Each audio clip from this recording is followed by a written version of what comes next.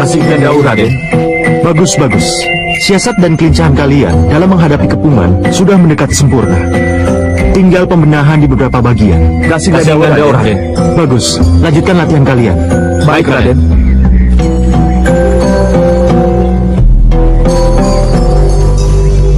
Ayo, kembali latihan. Kamu dan kamu jadi dua prajurit jadi kepung. Kemari. Selamat. Pendekar telah melatih mereka dengan sangat baik. Terima kasih. Raden!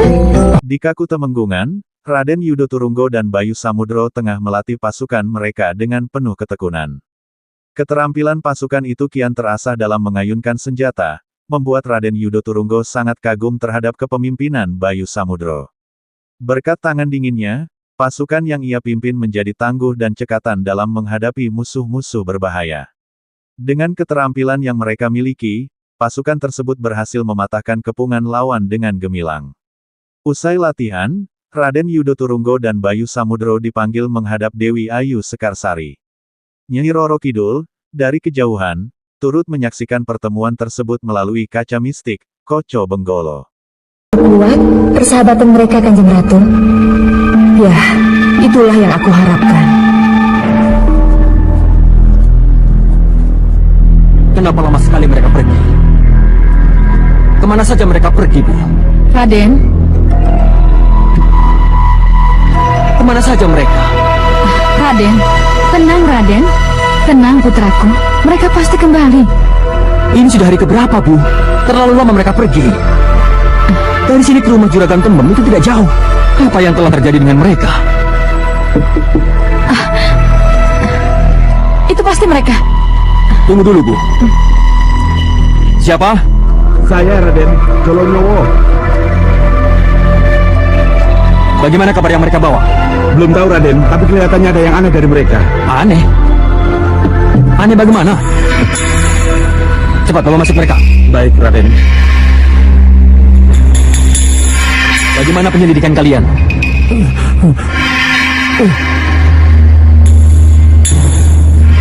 Hei, mereka ini kenapa? Itulah, Raden. Saya dan para prajurit jaga menemukan mereka dalam keadaan berjalan tanpa arah dan tujuan. Mereka seperti hilang ingatan. Kehilangan ingatan? Kehilangan ingatan bagaimana? Hei, kalian berdua, jangan berani membohongi aku ya. Tenang putraku, tenang. Jangan hadapi mereka dengan kemarahan. Sebentar, Bu. Sementara itu, di tempat lain, Raden Sombo tengah menunggu kabar dari para anak buahnya yang dikirim untuk menyelidiki keberadaan Ambarwati di rumah Juragan Temen. Namun, setelah sekian lama menanti, para utusan itu kembali dengan keadaan aneh, hilang ingatan. Marah besar, Raden Sombo menghajar mereka tanpa ampun dan mengeluarkan kekuatannya hingga mereka terlempar jauh. Sang ibunda, Galuh Centini, kemudian memperingatkan Raden Sombo bahwa jika ia terus mencari Ambarwati, rahasia kelam tentang pembunuhan ibunya, Galuh Centini, akan terungkap. Sang ibu menasihati agar Raden Sombo melupakan Ambarwati dan mulai mencari sekutu baru untuk merebut Kakutemenggungan, di mana ia kelak akan menjadi penguasa. Nyi Roro Kidul, yang mengamati semua ini, mulai merasa khawatir akan konsekuensi dari tindakan Raden Sombo. Hanya itu yang bisa kalian ucapkan. Mohon ampuni kami, Raden. Ampuni kami. Ini ampunan yang harus kamu terima. Pandega tidak salah, Raden. Hamba yang salah lihat. Jadi Ampuni hamba dan ampuni dia. Hamba rela menerima hukuman. Cukup, Sombo. Untuk apa mereka ikut kita mengungsi, Bu? Kalau pada akhirnya mereka tidak berguna sama sekali, mereka pantas dihajar. Cukup. Bagaimanapun juga mereka adalah pengawal-pengawal yang setia, putraku. Setia bagaimana, Bu? Dengan tetap bergabung dengan kita dan meninggalkan Katemenggungan, itu adalah salah satu bukti yang cukup kuat untuk menunjukkan kesetiaan mereka, Sombo. Tapi, Bu. Jalonyawo, Iya. bawa mereka dan rawat kedua prajurit itu. Baik, Gusti. Ibu. Sombo putraku, kalau dulu ketika Ramandamu masih hidup, sangat wajar bila prajurit diperintahkan untuk mencari Ambarwati karena hukuman yang akan dijatuhkan kepadanya. Tapi sekarang ini untuk apa lagi Raden mencarinya? Tidak bolehkah saya memanfaatkan tenaga Ambarwati untuk melawan Bayu Samudro yang sekarang berkuasa di Katemenggungan, Bu? Tapi apakah kamu yakin bahwa Ambarwati mau bersekutu dengan kita? Kenapa Ibu bertanya seperti itu? Apa jadinya nanti kalau sampai Ambarwati tahu bahwa kita yang sengaja memasang jebakan agar dia keluar dari Katemenggungan? Dan apa jadinya nanti kalau sampai Ambarwati tahu bahwa kita yang membunuh ibunya? Tidak, saya tidak akan berkhianat. Saya punya kepentingan sendiri, kenapa saya mau melakukannya? Tapi kamu tidak ingin dihukum gantung, maka kamu pasti akan berkhianat kepadaku. Tidak.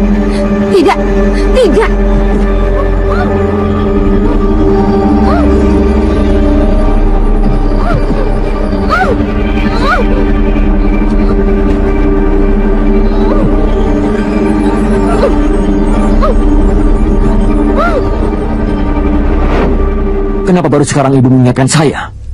Karena baru sekarang ibu tahu apa tujuan kamu mencari Ambarwati. Lalu bagaimana Ibu bisa seyakin itu kalau Ambarwati akan tahu bahwa kitalah pembunuh ibunya? Ibu hanya meraba, tapi perkembangan bisa mengarah ke sana. Lebih baik lupakan saja Ambarwati. Kalau memang Nanda masih bertekad untuk merebut Katemenggungan, mungkin kita harus mencari jalan lain. Mungkin kita harus mencari sekutu yang lain. Sekutu yang benar-benar bisa setia pada kita. Iya, Ibu benar. Tapi dengan Di kediaman Nyi Roro Kidul sendiri, Sang Ratu Laut Tengah merenungkan nasib Bayu Samudro. Menurut ramalan Nyi Wingit, anak dari Dewi Ayu Sekarsari akan membunuh ayahnya sendiri, dan lebih buruk lagi, menikahi ibunya. Kutukan itu mulai mendekati kenyataan, dan Nyi Roro Kidul sangat khawatir akan terjadinya tragedi yang kedua. Ia berpikir keras untuk mencari cara agar ramalan yang kedua tidak sampai terjadi. Entahlah Cundomanik, aku sendiri tidak tahu kenapa aku jadi takut untuk melihatnya. Kanjeng Ratu takut kutuk ini terjadi. Tentu saja aku takut, karena kalau kutuk itu terjadi, maka keinginanku untuk menjadikan Bayu bisa sampai ke Mataram akan kandas. Kalau begitu, mohon Kanjeng Ratu melakukan sesuatu untuk menghalangi kutuk itu, Kanjeng Ratu. Aku tidak bisa menghalangi kutuk, sebab kutuk itu terjadi karena kesalahan Ramandanya. Karena kesalahan Gusti Tumenggung, Kanjeng Ratu? Ya, Cundomanik, kalau saja Tumenggung Cokronanggolo tidak mengumbar janji dan tidak menyakiti hati Niwingit, tentu kutuk Niwingit yang didukung oleh kekuatan jahat Gedeng Permoni tidak akan terucap. Tumenggung Cokronanggolo boleh saja menertawakan Niwingit, tapi kenyataannya kutuk Niwingit sudah berjalan. Kutuk pertama tentang anak yang membunuh bapaknya sendiri sudah terjadi, dan sekarang kutuk kedua sudah diambang pintu. Bayu Samudro akan mengawini ibunya sendiri. Tidak. Aku tidak ingin ini terjadi. Tidak. Semoga tidak. Di sisi lain, Roro Denok, yang juga dikenal sebagai Kembang Tanjung, berada di Goa Ki Bajul Boga. Di sana, ia menerima mustika mata buaya dari Ki Bajul Boga, yang memintanya untuk melewati berbagai rintangan di dalam goa dan menghadapi musuh yang menghalanginya. Ki Bajul Boga juga memerintahkan Roro Denok untuk segera menemui Bagus Seturodipo yang berada di Kerajaan Laut Kidul. Nyi Roro Kidul masih menyimpan kecurigaan terhadap Ki Bajul Boga, bertanya-tanya mengapa ia memberikan mustika mata buaya itu. Tidak mungkin keluar dari Katumenggungan. Kenapa Kanjeng Ratu? Karena dari Katumenggungan itulah Bayu Samudro akan sampai ke Mataram. Jadi Raden Bayu Samudro harus jadi temenggung dulu, Kanjeng Ratu? Iya, hanya dengan menjadi tumenggunglah Bayu Samudro akan sampai ke Mataram. Kalau kutuk terjadi, berarti Raden Bayu Samudro bisa mengawini ibunya. Ia akan menuai badai kesengsaraan. Dan itu artinya kutuk ketiga Niwingit jadi kenyataan. Ini mengerikan. Mohon maaf, Kanjeng Ratu. Mohon maaf. Ampuni hamba, Kanjeng Ratu. Ada apa, Koce Menggolo? Mohon maaf, Kanjeng Ratu. Kelihatannya ada sesuatu yang menarik yang luput dari perhatian Kanjeng Ratu. Yang luput dari perhatianku? Iya, Kanjeng Ratu. Baik. Perlihatkan. Baik, Kanjeng Ratu.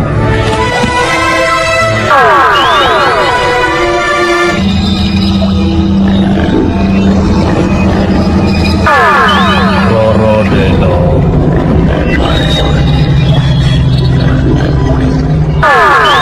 Roro Denok. Iya, Ki Bajul Boga. Kamu masih takut padaku, Roro Denok? Seperti pertama kali kita bertemu. Tidak Nyebranga.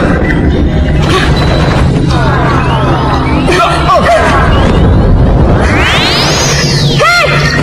Mau kemana kalian? Hei! Jangan tinggalkan aku di sini sendiri!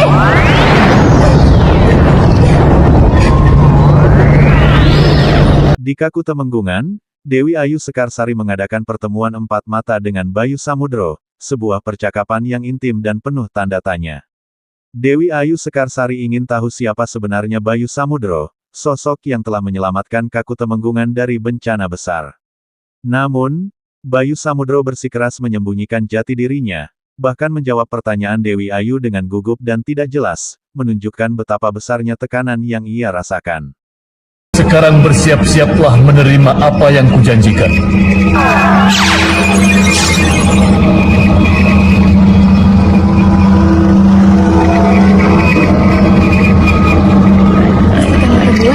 Iya, sekarang pejamkan mata. Iya, Ki Bajul Boga.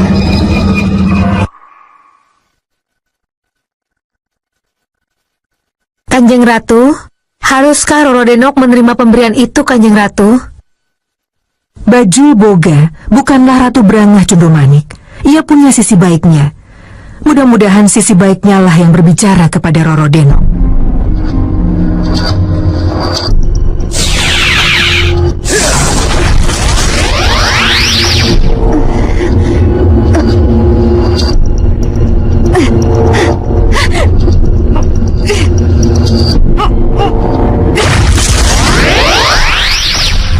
Selesai sudah. Terimalah mustika mata buaya yang telah menyatu dalam matamu, Roro Denok. Terima kasih, Ki Bajul Boga. Sesuai dengan janji, kini kuizinkan kau keluar dari buaya. Tembuslah ke 8 gua dan temukan jalan keluar. Baik. Hadapi para penjaga gua ini sebagaimana layaknya kamu menemui musuh-musuhmu. Lawan mereka, kalahkan mereka sampai kamu bisa keluar dari dalam gua ini. Baik, Ki. Pergilah, carilah Bagus Torodipomu. Sekarang dia sudah tidak ada di Selo Lubutan lagi. Ia sudah diselamatkan oleh Kanjeng Ratu Kidul.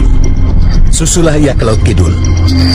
Dengan mustika mata buaya, kamu akan bisa sampai di sana. Terima kasih, Ki.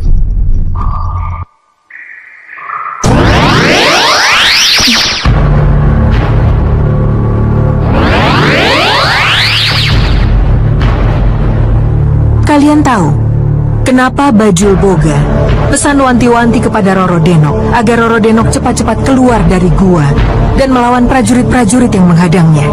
Tentu saja karena Bajul Boga tidak ingin Roro Denok benar-benar bisa meninggalkan gua itu, Kanjeng Ratu. Iya. Tapi kenapa Ki Bajul Boga menyuruh Roro Denok ke sini untuk mencari Raden Bagus Torodipo, Kanjeng Ratu? Itulah yang harus kita selidiki. Murnikah Ki Bajul Boga memberitahu atau ada unsur lain sehingga ia akan memberitahu bahwa Bagus Torodipo ada di sini? Hanya waktulah yang akan membuktikan.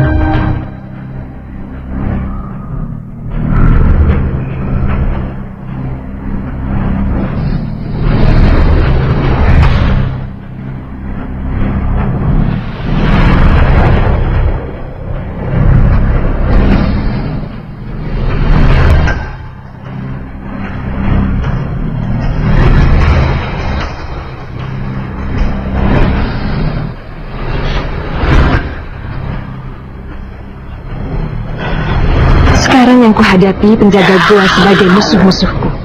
Maaf, kalau terpaksa saya harus melawan mereka. Mau kemana kamu? Jangan halangi jalanku. Kurang ajar, tangkap dia!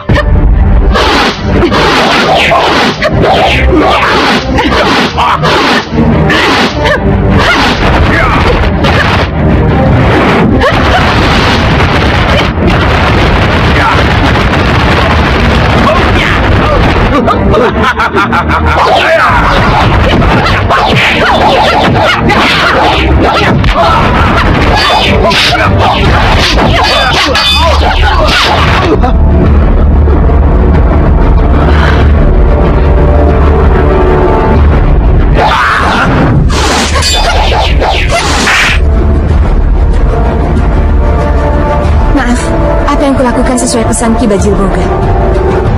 Selamat tinggal.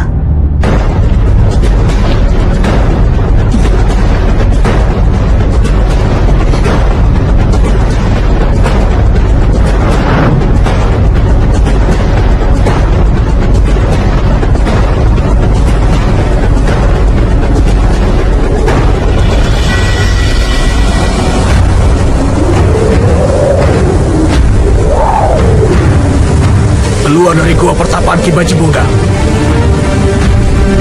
Tangkap dia.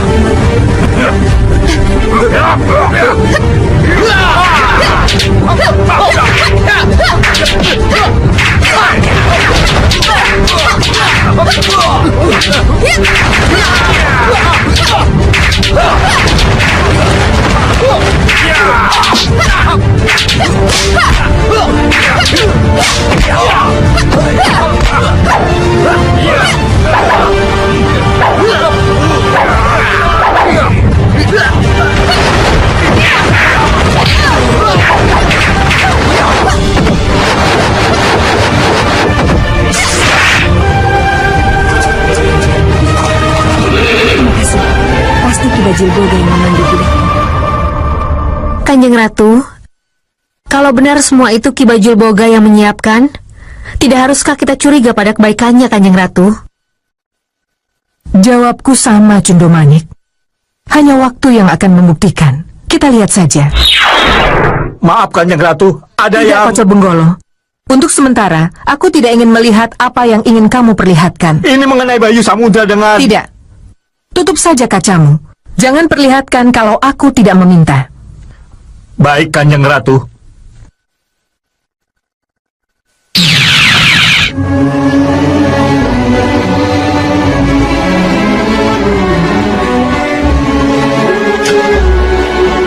Terima kasih ya. Sekarang kamu boleh meninggalkan kami. Iya. Simbok permisi, Den. Silakan.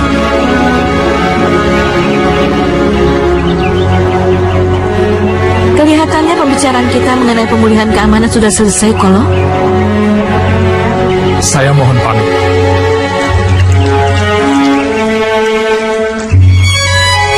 Pendekar tahu apa sebab Di tempat lain, Nyai Brangah mengunjungi ayahnya, Ki Bajul Boga, dan mempertanyakan alasannya membebaskan Roro Denok.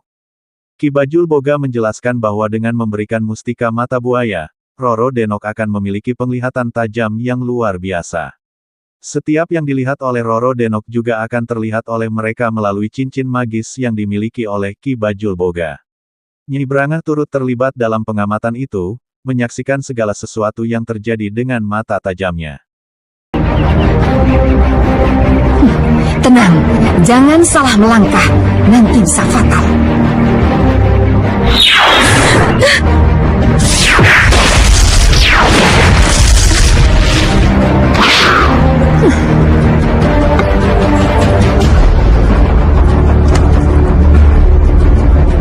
Oh, akhirnya kamu muncul juga, Bayi Samudra. Iya, benar. Urusan kata menggungan adalah urusanku juga. Urusan manusia. Sebaiknya Nyi Brangah tidak usah ikut campur. Siapapun tidak akan pernah bisa melarang apapun yang akan kulakukan. Tetapi karena yang aku hadapi adalah calon nelanang Brangah, aku bisa saja mengalah.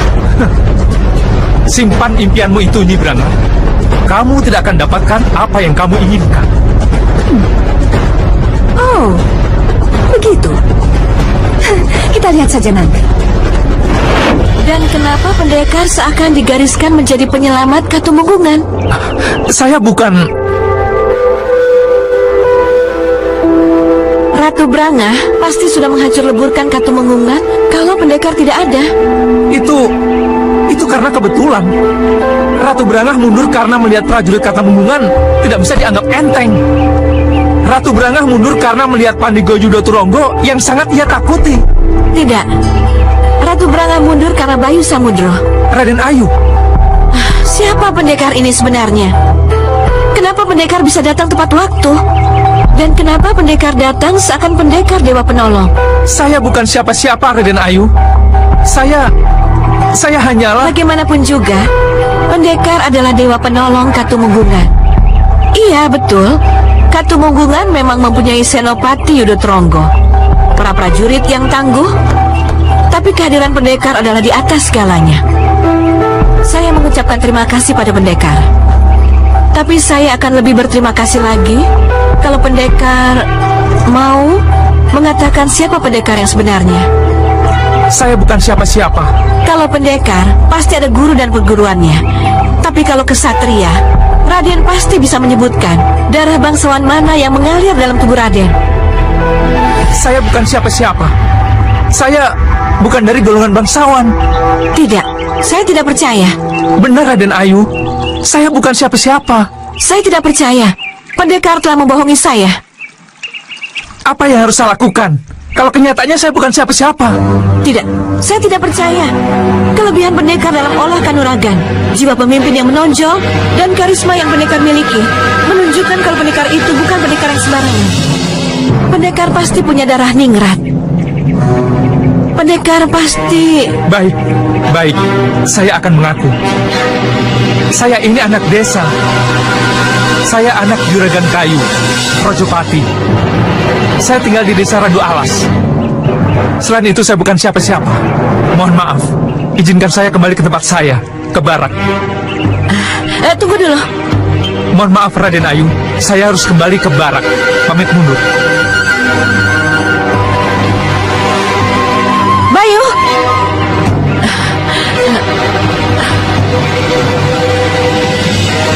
Aku semakin penasaran. Siapa dia sebenarnya? Nyi Bira!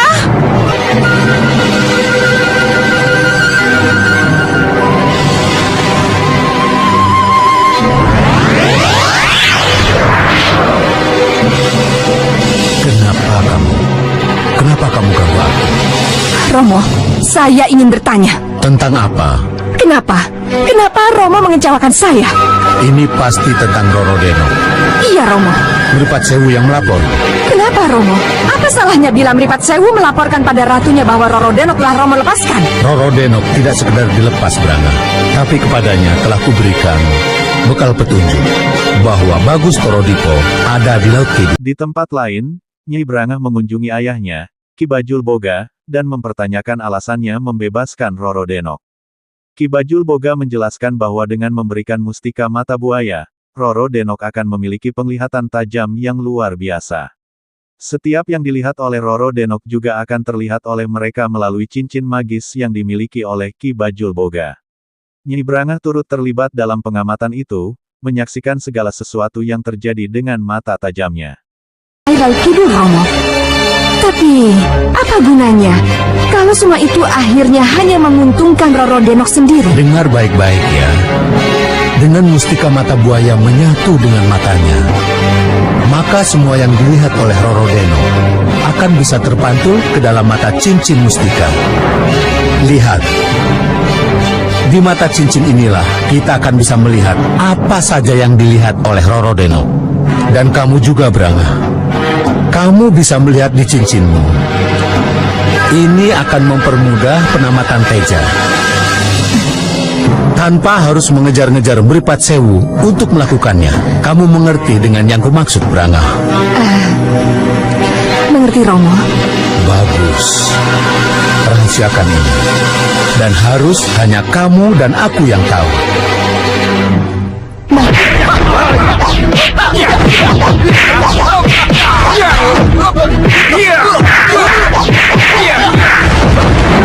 Ayo, kalian maju!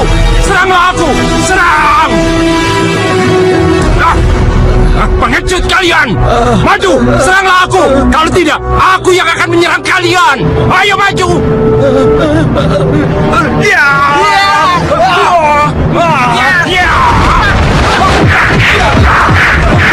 Maju! Maju! Maju kalian!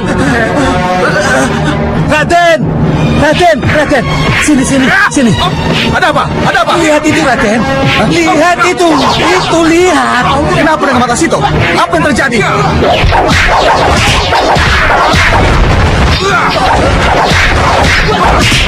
Kenapa dengan mata situ? Apa yang dia inginkan?